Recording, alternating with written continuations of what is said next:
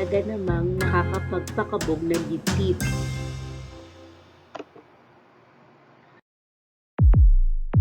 Naranasan mo na bang ma-inlove at marinig ang tibok ng iyong puso? Yes, kahit hindi ka in love, naririnig mo ito.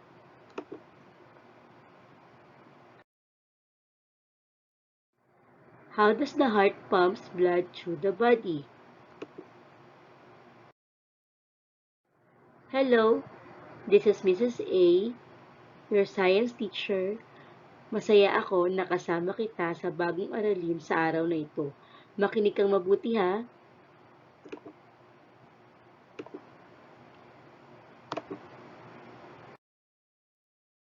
I am inviting you to join me in this journey to the heart.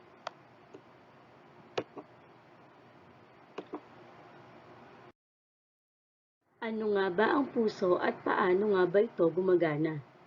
The heart is a powerful, muscular organ that pumps about 10,000 liters of blood daily throughout the body via the circulatory system. It carries and supplies oxygen, dissolved nutrients to the cells, and removing carbon dioxide and other metabolic waste.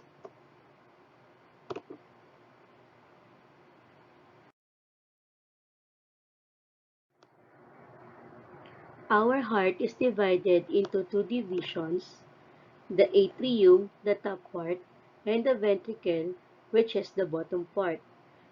It has four chambers. First, the right atrium, second, the right ventricle, third, the left ventricle, and last, the left atrium. Moving on, let us now find out the flow directions of the blood. As the heart beats, the right atrium receives deoxygenated blood or carbon dioxide-rich blood from veins. Then, the blood pumped towards the right ventricle, passing the tricuspid valve.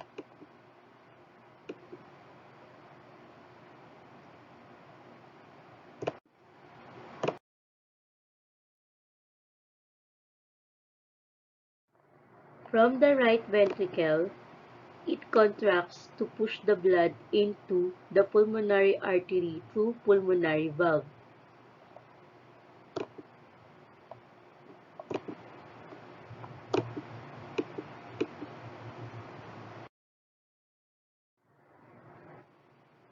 From here, it will go to the capillaries in the lungs where blood absorbs oxygen and excretes carbon dioxide.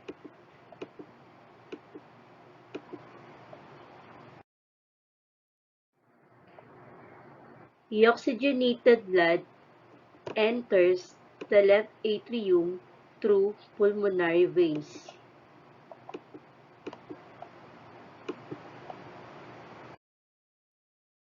Then, the left atrium contracts to push oxygenated blood to the left ventricle through mitral valve.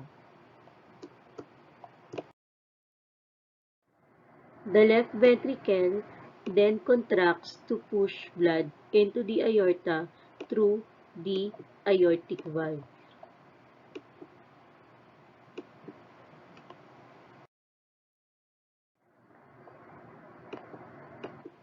From here, it branches other arteries to deliver blood all over the body.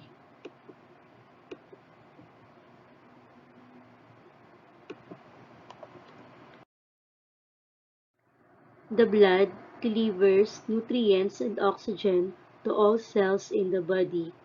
The circulatory system consists of the heart and the blood vessels running through the entire body.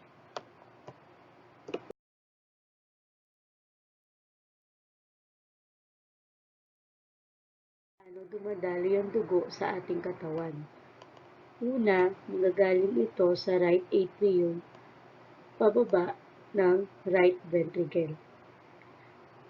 At ang dugo na may carbon dioxide ay papasok sa pamamagitan ng VENA CAVA at aalis sa puso pamamagitan ng pulmonary artery papunta sa ating capillaries na matatagpuan sa ating baga or lungs. Pagdating dito, i-absorb niya ang oxygen at i-excrete ang carbon dioxide sa pamamagitan ng exhalation. Ang dugo na may oxygen ay papasok sa puso sa pamamagitan ng pulmonary vein at pupunta sa left atrium. Gayon din ay pupunta ito sa left ventricle at ang dugo na may bitbit na oxygen ay aalis ng puso sa pamamagitan ng aorta at dadalhin ang dugong ito sa iba't ibang bahagi ng katawan.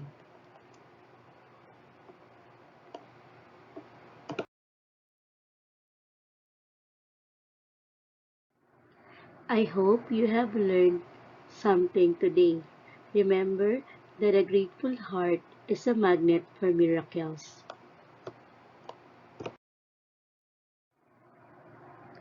Thank you and see you again next time.